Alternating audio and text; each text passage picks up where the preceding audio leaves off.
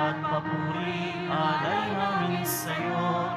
Dinggin ang dalangin at pagsamo ng bayan mo.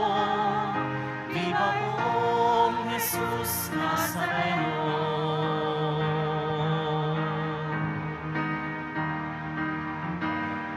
Ako ang muling pagkabuhay, wika ng Panginoon.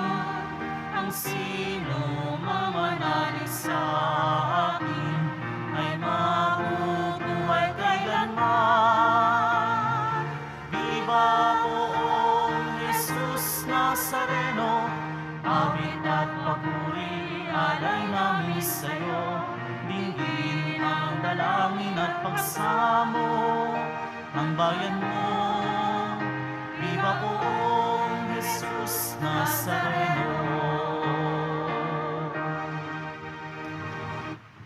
Simulan natin ang ating pagdiriwang sa ngalan ng Ama at ng Anak at ng Espiritu Santo.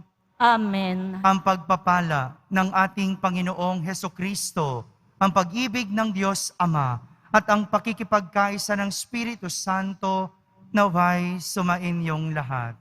At sumaiyo rin. Mga kapatid, aminin natin ang ating mga kasalanan upang tayo'y maging marapat gumanap sa banal na pagdiriwang.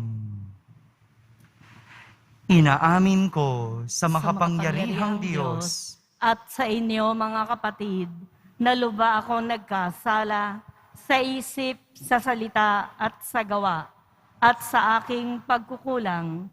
Kaya isinasamo ko sa mahal na Birheng Maria, sa lahat ng mga anghel at mga banal, at sa inyo mga kapatid, na ako'y ipanalangin sa Panginoong ating Diyos.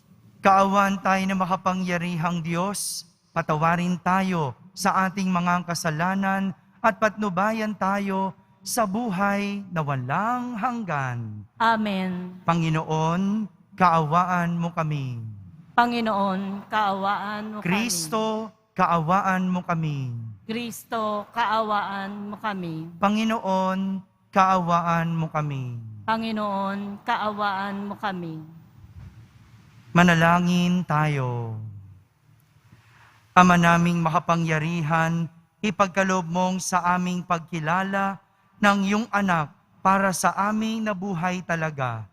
Kami naway maging kasalo niya, pakundangan sa pag-ibig ng Espiritong kanyang padala, sapagkat siya ang tagapamagitan magpa sa walang hanggan. Amen. Magsiupo muna po ang lahat.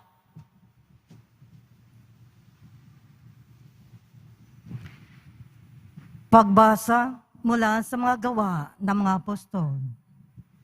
Noong mga araw na iyon, masidi ang pananais ni Saulo na usigin at patayin ang mga alagad ng Panginoon. Kaya lumapit siya sa pinakapunong saserdote at humingi ng mga sulat para sa mga sinagoga sa Damasco upang madakip niya ang sinumamatagpuan niya noong kaanib sa bagong pananampalataya, maging lalaki, maging babae, at madala sa Jerusalem. Naklakbay si Saulo patungong Damasco, na siya'y malapit na sa lungsod, biglang kumislap sa paligid niya ang isang nakasisilaw na liwanag mula sa langit. Ano pat, nasubasob siya, at narinig niya ang isang tinig na nagsasalita sa kanya, Saulo, Saulo, bakit mo ako inuusig? Sino po kayo, Panginoon? Tanong niya. Ako'y si Jesus, ang iyong inuusig. Tugon sa kanya. Tumindig ka at pumasok sa lungsod. Sasabihin sa iyo roon kung ano ang dapat mong gawin. Natilihan ang mga kasama ni Saulo. Narinig nila ang tinig, ngunit wala silang makita sinuman. Tumindig si Saulo at idinilat ang kanyang mata. Ngunit hindi siya makakita, kaya't siya'y inakay nila hanggang sa Damasco. 3 araw na hindi siya nakakita at hindi kumain at uminom. Sa Damasco naman ay may isang alagad na ang pangalay Ananias. Tinawag siya ng Panginoon sa isang pangitain. Ananias, ano po yun, Panginoon? Tugon niya, pumunta ka sa kalye matuwid sa bahay ni Judas at ipagtanong mo ang isang lalaking taga-Tarso na ang pangalay Saulo. Sabi ng Panginoon, siya'y nananalangin ngayon. Sa isang panginditain, nakita ka niyang pumasok sa kinaroroonan niya at pinutungan mo siya ng kamay upang makakita. Sumagot si Ananias, Panginoon, marami na po ang nagbalita sa akin tungkol sa taong ito, tungkol sa mga kasamaang ginawa niya sa inyong mga banal sa Jerusalem. At naparito siya sa Damasco, taglayang kapangyarihan galing sa mga punong saserdote, upang dakpin ang lahat ng tumawag sa iyong pangalan. Ngunit sinabi sa kanya ng Panginoon, pumaroon ka, sapagkat hinirang ko siya upang ipakilala ang aking pangalan sa mga hentil, sa mga hari, at sa mga anak ng Israel. At ipaalam ko sa kanya ang lahat ng dapat niyang tiisin, alang-alang sa akin. Pumunta nga si Ananias. Pumasok siya sa bahay at ipinatong ang kanyang kamay kay Saulo. Kapatid na Saulo, wika niya, pinapunta ako rito ng Panginoong Isus na napakita sa iyo sa daan na ikaw ay papunta rito. Sinugo niya ako upang muli ka makakita at mapuspos ng Espiritu Santo. Pagdakay, may nalaglag na tila mga kaliskis mula sa mga mata ni Saulo at nakakita na siya. Tumindig siya agad at nagpabinyag. Kumain siya at nauli ang kanyang lakas. Si Saulo'y ilang araw na kasama ng mga alagad sa Damasco. Pumasok siya sa mga sinagoga at nangaral tungkol kay Jesus. Siya ang anak ng Diyos, wika niya. Ang salita ng Diyos. Salamat sa Diyos. Humayot dalhin sa tanan ang mabuting balitang aral. Humayot dalhin sa tanan, mabuting balitang aral. Purihin ang poon, dapat na purihin ng lahat ng bansa. Siya ay purihin ng lahat ng tao sa balat ng lupa. Humayot dalhin sa tanan, mabuting balitang aral. Pagkat ang pag-ibig na ukos sa ati, dakila at wagas, at ang katapatan niya'y walang wakas. Humayot dalhin sa tanan, mabuting balitang aral. Magsitayo na po ang lahat.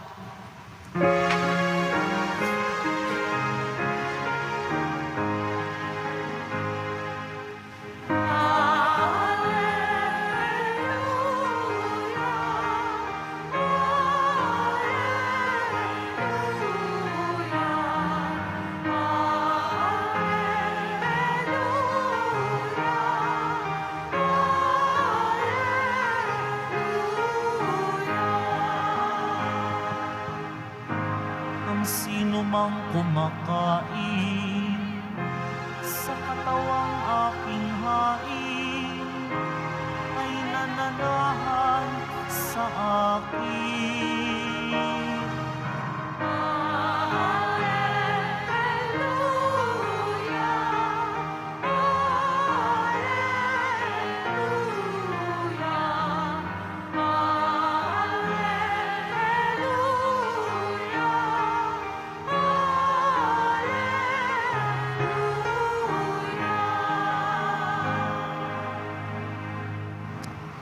Sumainyo ang Panginoon. At sumaiyo rin. Ang mabuting balita ng Panginoon ayon kay San Juan. Papuri sa iyo, Panginoon.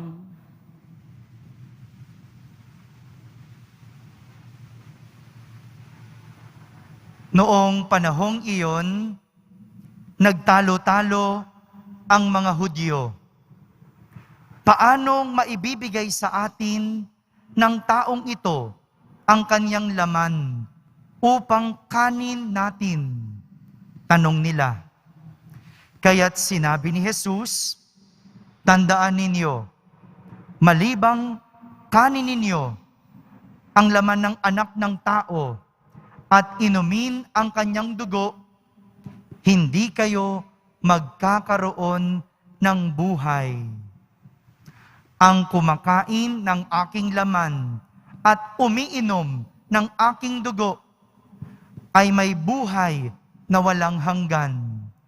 At muli ko siyang bubuhayin sa huling araw. Sapagkat ang aking laman ay tunay na pagkain at ang aking dugo ay tunay na inumin. Ang kumakain ng aking laman at umiinom ng aking dugo ay nananahan sa akin at ako sa kanya. Buhay ang amang nagsugo sa akin at ako'y nabubuhay dahil sa kanya. Gayon din naman, ang sinumang kumain sa akin ay mabubuhay dahil sa akin. Ito ang pagkaing bumaba mula sa langit. Ang kumakain nito'y mabubuhay magpakailanman. Hindi ito katulad ng kinain ng inyong mga magulang sa ilang. Namatay sila, bagamat kumain niyon. Sinabi ito ni Jesus nang siya'y nagtuturo sa sinagoga sa Capernaum. Mga kapatid, ang mabuting balita ng Panginoon. Pinupuri ka namin, Panginoong Heso Kristo. Magsiupo muna po ang lahat. Isang magandang araw po sa inyong lahat. Magandang araw din po, Father. Araw ng Biyernes, araw ng Poong Yesus Nazareno. Palakpakan muna natin ang ating mahal na Senyor.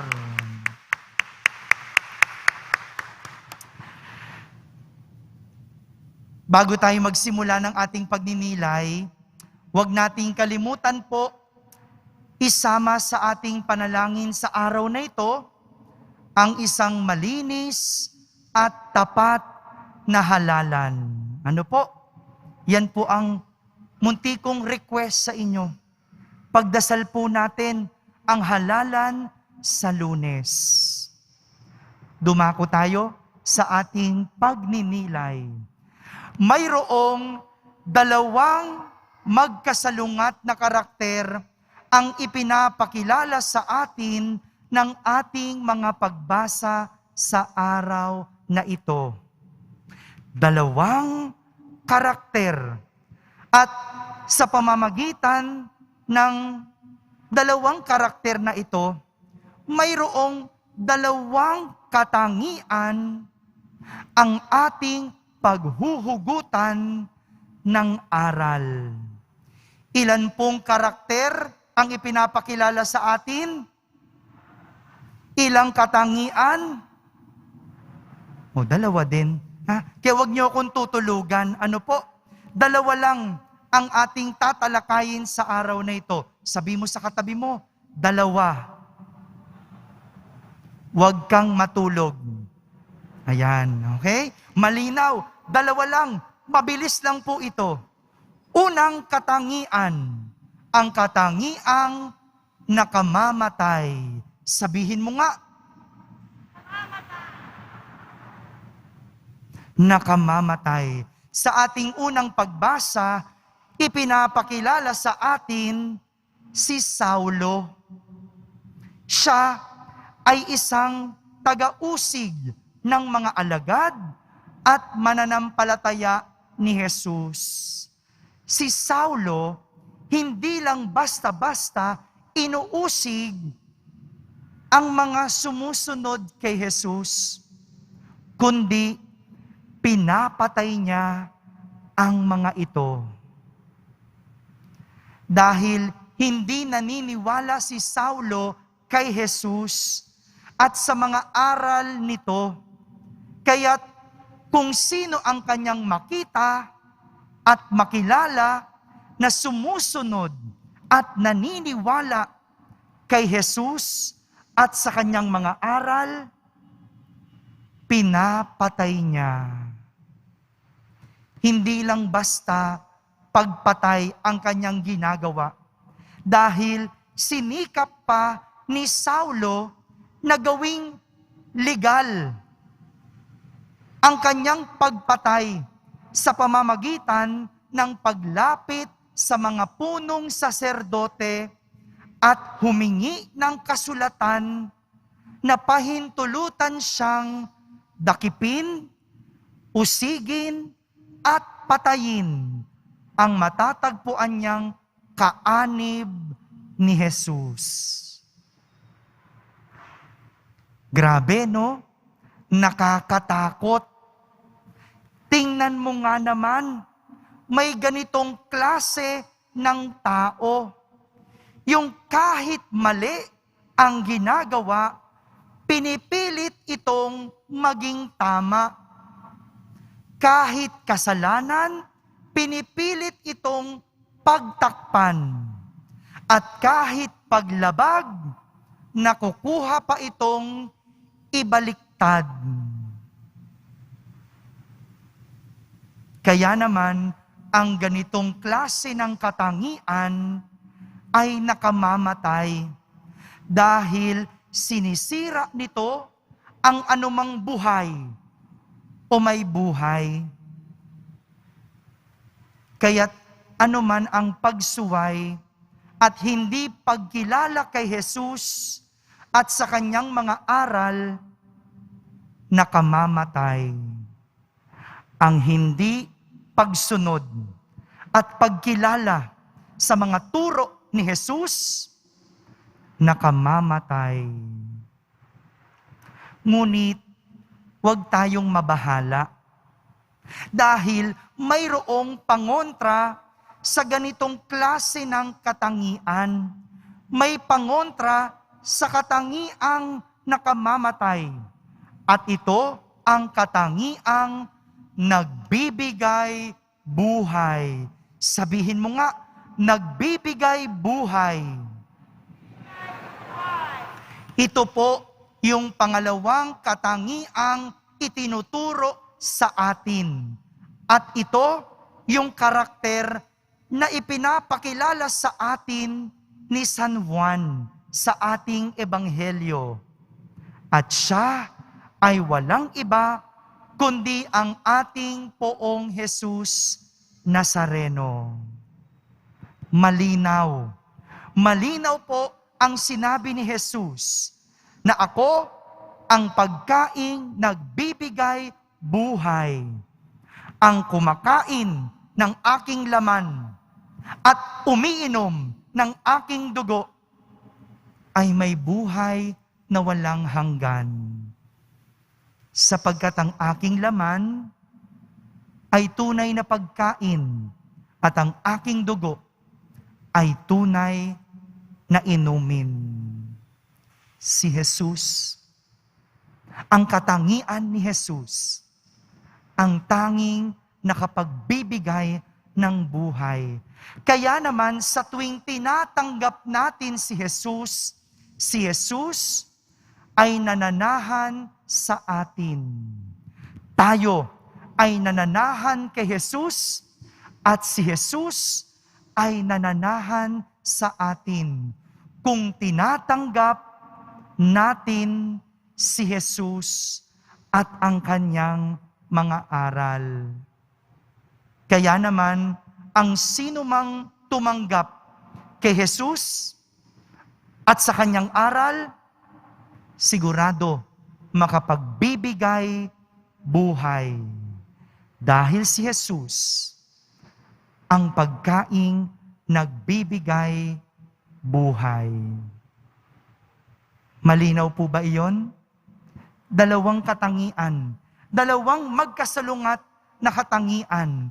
At ganito ang naidudulot sa atin ng isang taong marunong sumunod at magsabuhay sa aral ng Diyos, nakapagbibigay ng buhay. Dahil ang taong marunong sumunod sa Diyos at sa kanyang mga aral, walang puwang sa kanya ang kasiraan at kasalanan. Ngunit sadya naman po na minsan kahit gusto nating makapagbigay ng buhay, may mga pagkakataon na nakakagawa tayo ng mga bagay na nakamamatay. Sabihin na lang natin, ito yung mga dulot ng ating kahinaan at kasalanan. Yung pangangaliwa ng asawa, yung panloloko, hindi ba nakamamatay ng relasyon, nakamamatay ng pagsasama, at nakamamatay ng pamilya? Gusto mo lang naman may umunawa sa'yo. Hindi mo naman talaga gustong manloko. Pero kahit hindi mo gusto, yang pangangaliwa mo, pinapatay ang pamilya, pagsasama, at relasyon ninyo. Ganon din yung pagmumura. May mga tao, kapag galit, nagmumura. O kaya, kapag nagugulat, nagmumura. Hindi ko alam bakit ganun. Ang dami-daming salita na pwedeng sabihin, bakit mura ang sasambitin? Diba?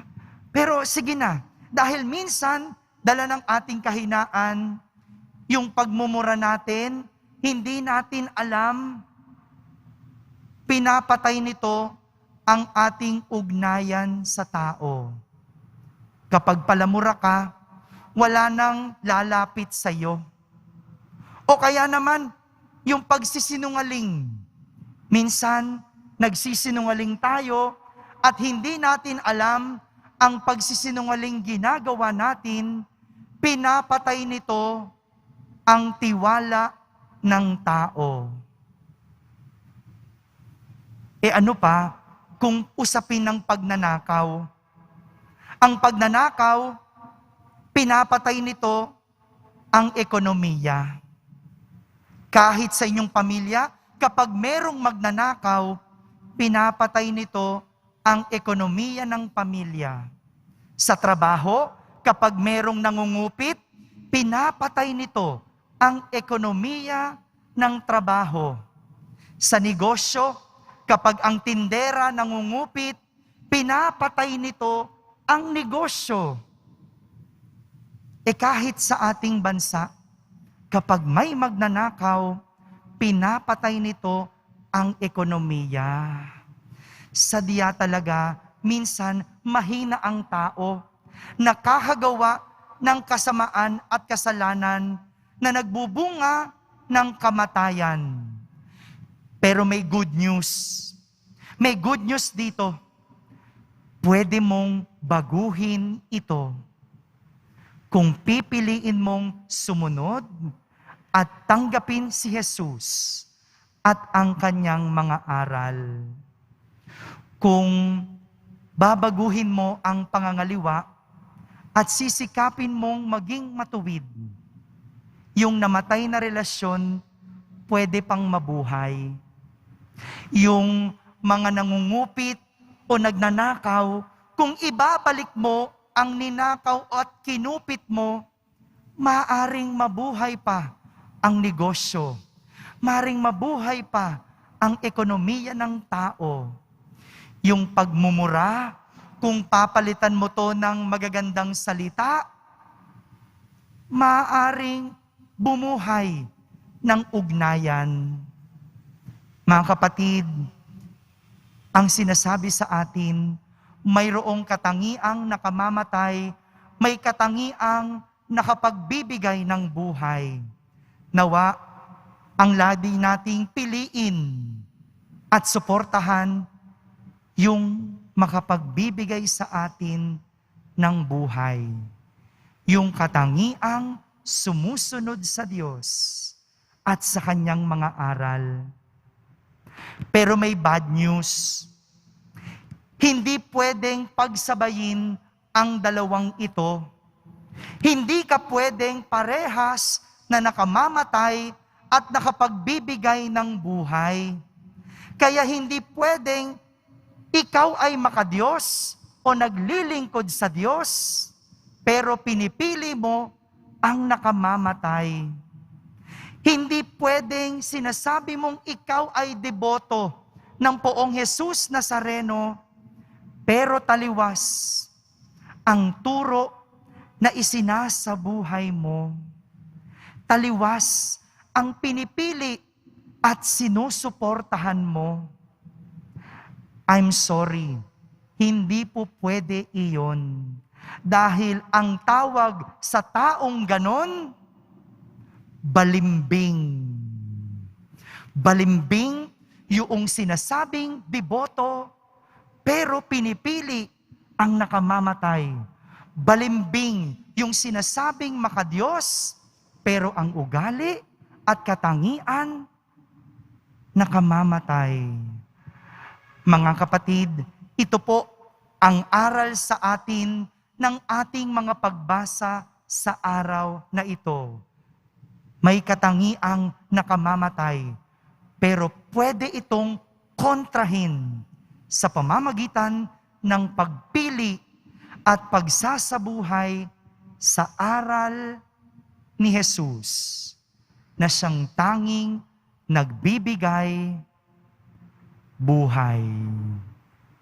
Amen. Amen. Magsitayo na po ang lahat. Minamahal kong mga kapatid, sa atin, ibinibigay sa atin ng Ama ang kanyang anak bilang tunay na pagkain at tunay na inumin sa hapag na ito. Hiningin natin sa kanya ang lahat ng ating mga pangangailangan sa pamamagitan ni Kristo, ang pinagmumulan ng bagong buhay. Ating sambitin sa bawat panalangin, Ama, panatilihin mo ang aming buhay sa pamamagitan ng Eukaristiya. Ama, panatilihin mo ang aming buhay sa pamamagitan ng Eukaristiya. Ang simbahan naway lumago sa pagpapahalaga sa Eukaristiya bilang tinapay ng buhay sa pamamagitan ng mas mataimtim na pagdiriwang ng banal na misa. Manalangin tayo. Ama, panatilihin mo ang aming buhay sa pamamagitan ng Eukaristiya. Bilang isang pamayanan, naway hindi natin ipagwalang bahala ang ating buhay pananampalataya. Bagkus, higit na manalig sa Diyos araw-araw, kahit sa ating mga kahirapan at pagdurusa. Manalangin tayo. Ama, panatilihin mo ang aming buhay sa pamamagitan ng Eukaristiya.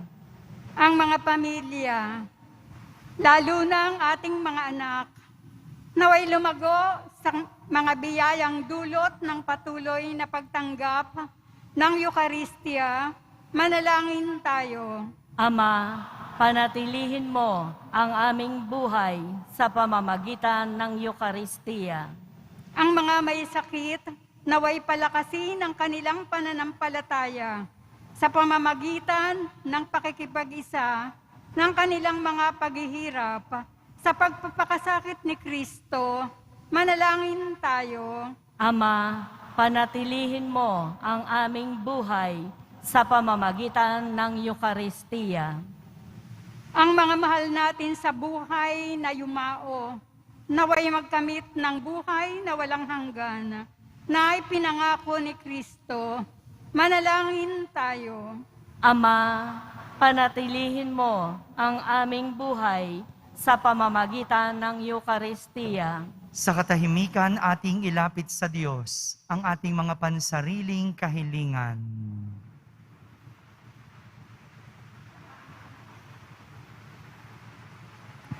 Ganon din ilapit natin sa ating Panginoon ang isang tapat at payapang halalan sa Lunes.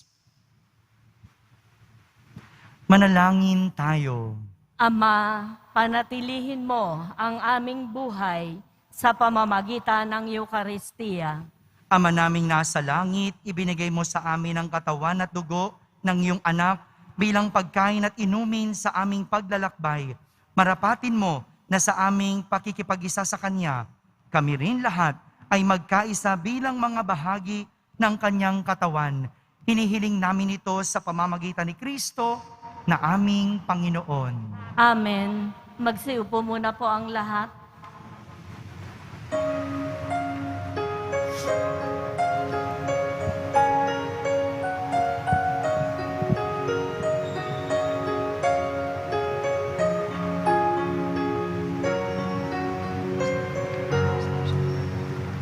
Panginoon, narito ang alay sa iyo.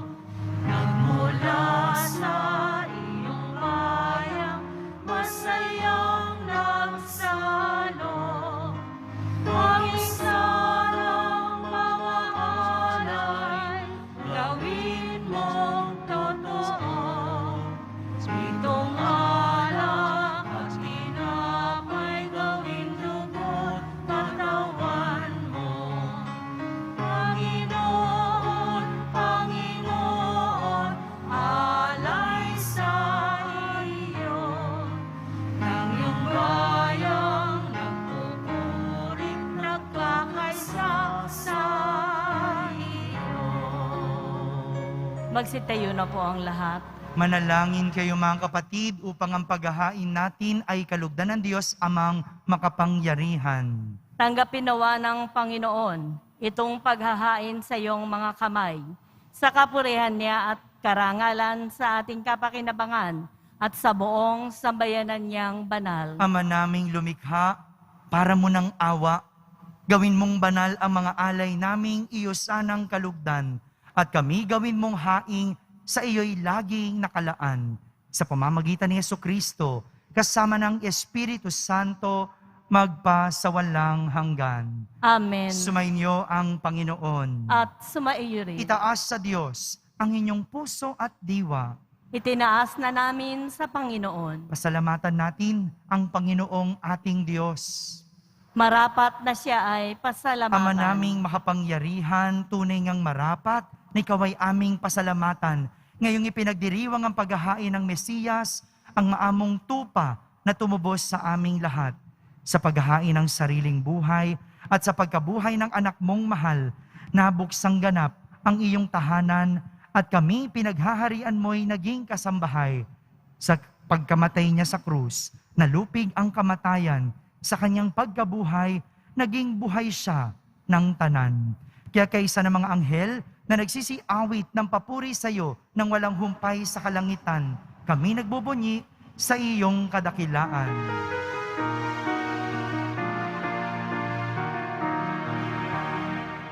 Santo, Santo, Santo, Panginoong Diyos ng mga hukbo. Nabuo ang langit at lupa ng kadakilaan mo. Hosana, Hosana sa kaitaasan. Hosana, Hosana sa kaitaasan. Pinagpala ang naparirito sa ngalan ng Panginoon. Hosana, Hosana sa kaitaasan. Hosana, Hosana sa kaitaasan. Hosana, Hosana sa kaitaasan. Hosana, Hosana sa kaitaasan. Put po ang lahat. Ama naming banal, ikaw ang bukal ng tanang kabanalan. Kaya't sa pamagitan ng iyong Espiritu, ay gawin mong banal ang mga kaloob na ito upang para sa amin ay maging katawan at dugo ng aming Panginoong Heso Kristo. Bago niya, pinagtiis ang kusang loob na maging handog, hinawakan niyang tinapay, pinasalamatan kanya, pinaghati-hati niya iyon, iniyabot sa kanyang mga lagad at sinabi, "Tanggapin ninyong lahat ito at kanin, ito ang aking katawan na inihahandog para sa inyo."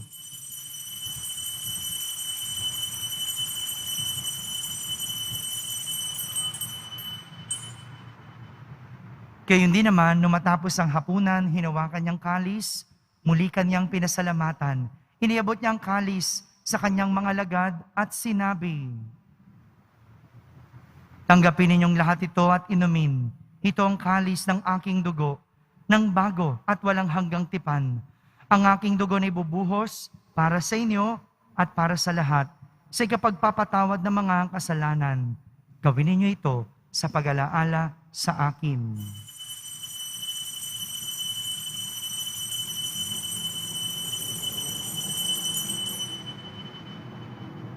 Magsitayo na po ang lahat. Ipagbunyi natin ang misteryo ng pananampalataya. Si Kristo'y namatay, si Kristo'y nabuhay, si Kristo'y babalik sa wakas ng panahon. Ama, ginagawa namin ngayon ang pag-alaala sa pagkamatay at muling pagkabuhay ng iyong anak. Kaya't inaalay namin sa iyo ang tinapay na nagbibigay buhay at ang kalis na nagkakaloob ng kaligtasan.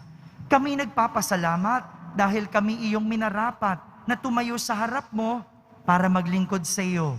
Isinasamo namin kaming magsasalo-salo sa katawan at dugo ni Kristo ay mabuklod sa pagkakaisa sa pamamagitan ng Espiritu Santo.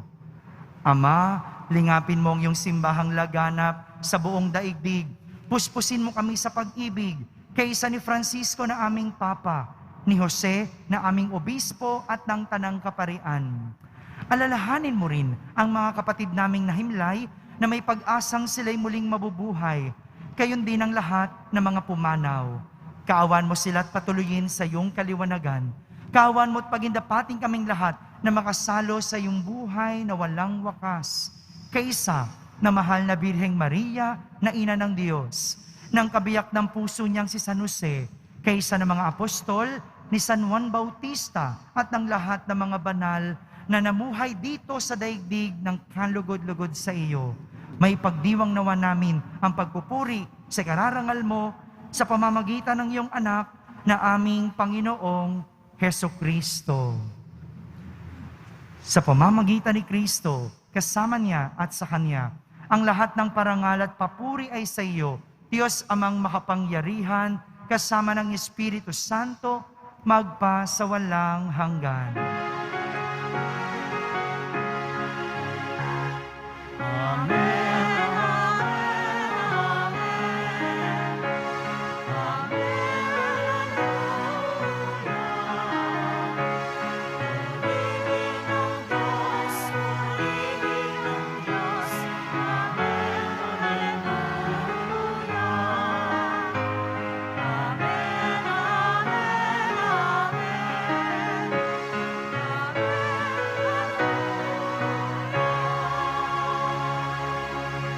Sa tagubilin ng mga nakahagaling na utos at turo ni Jesus na Panginoon natin at Diyos, ipahayag natin ng lakas loob. Ama namin, sumasalangit ka. Sambahin ang ngalan mo. Mapasa amin ang kaharian mo. Sundin ang loob mo dito sa lupa para nang sa langit. Bigyan mo po kami ngayon ng aming kakanin sa araw-araw. At patawarin mo kami sa aming mga sala para ng pagpapatawad namin sa nagkakasala sa amin. At huwag mo kaming ipahintulot sa tukso at iadya mo kami sa lahat ng masama. Amen. Hinihiling namin kami iadya sa lahat ng masama. Pagkalooban ng kapayapaan araw-araw, iligtas sa kasalanan at ilayo sa lahat ng kapahamakan. Samantalang aming pinananabikan ang dakilang araw ng pagpapahayag ng tagapagligtas naming si Heso Kristo. Sapagkat iyo ang kaharian at ang kapangyarihan at ang kapurihan magpakailanman. Amen. Panginoong Heso Kristo, sinabi mo sa iyong mga apostol, kapayapaan ang iniiwan ko sa inyo, Ang aking kapayapaan ang ibinibigay ko sa inyo. Tunghayan mo ang aming pananampalataya at huwag ang aming pagkakasala. Pagkalooban mo kami ng kapayapaan at pagkakaisa ayon sa iyong kalooban, kasama ng Espiritu Santo, magpa sa walang hanggan. Amen. Ang kapayapaan ng Panginoon ay laging sumainyo. At sumairin. Magbigayin kayo ng kapayapaan sa isa't isa. Kapayapaan po para sa lahat. Kordero ng Diyos na nag-aalis ng mga kasalanan ng sanlibutan, maawa ka sa amin. Kordero ng Diyos na nag-aalis ng mga kasalanan ng sanlibutan, maawa ka sa amin. Kordero ng Diyos na nag-aalis ng mga kasalanan ng sanlibutan, ipagkaloob mo sa amin ang kapayapaan. Magsiluhod po ang lahat.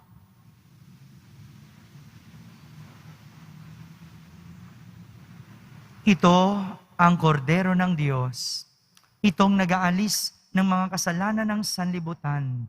Mapalad ang mga inaaniyahan sa kaniyang piging.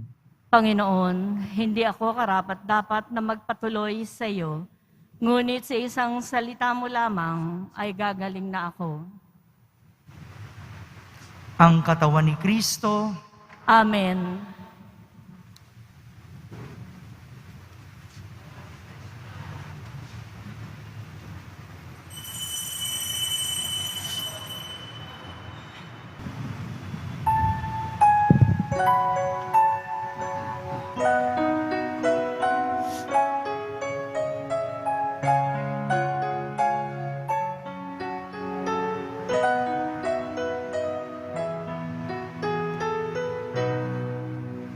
Si Kristo'y inihain na, pamasang maamang buhay. Mas lalo tayong masaya sa tinapay na pamis na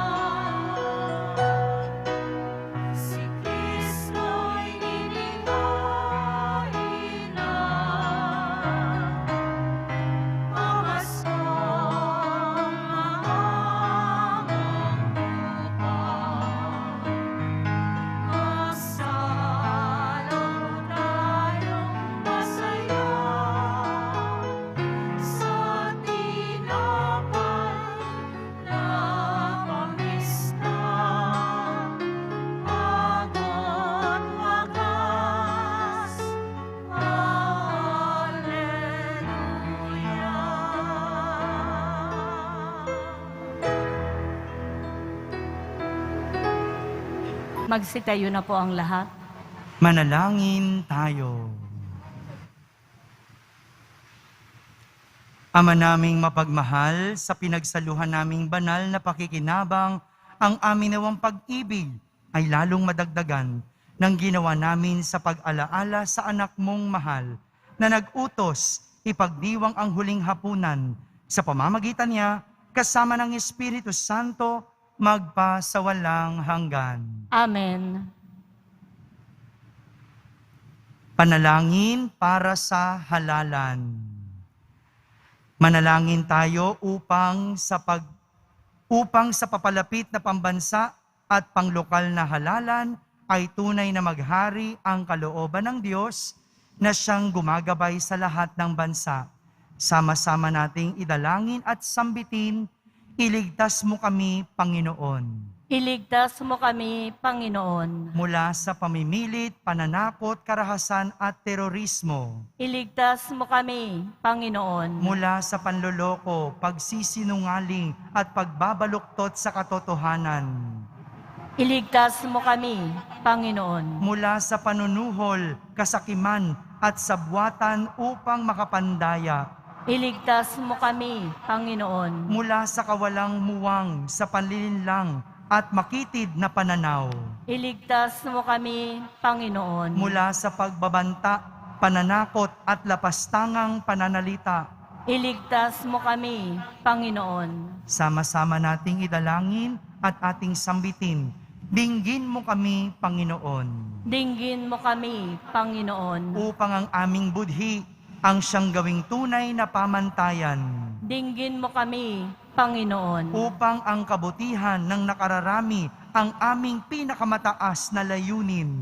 Dinggin mo kami, Panginoon. Upang ang dignidad ng tao ay palaging igalang. Dinggin mo kami, Panginoon. Upang ang kapuspalad at mahihina ay pag-ukulan ng higit na pansin. Dinggin mo kami, Panginoon. Upang ang pangangalaga sa kalikasan ay hindi ipagwalang bahala. Dinggin mo kami, Panginoon. Upang ang pagkakaisa ay magbigay daan sa landas ng kapayapaan at kaunlaran.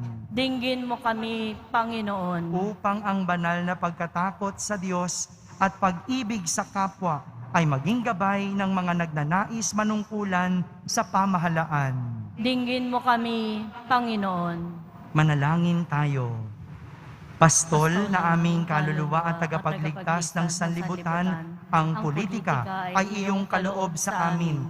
Isang paanyaya upang maglingkod sa iba at lumago sa kabanalan.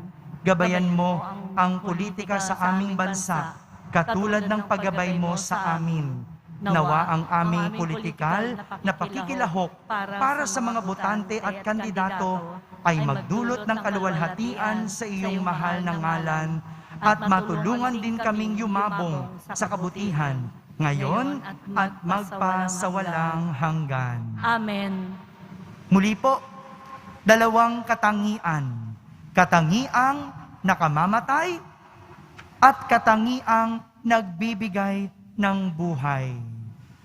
Ang pagpili ay nasa iyong mga kamay.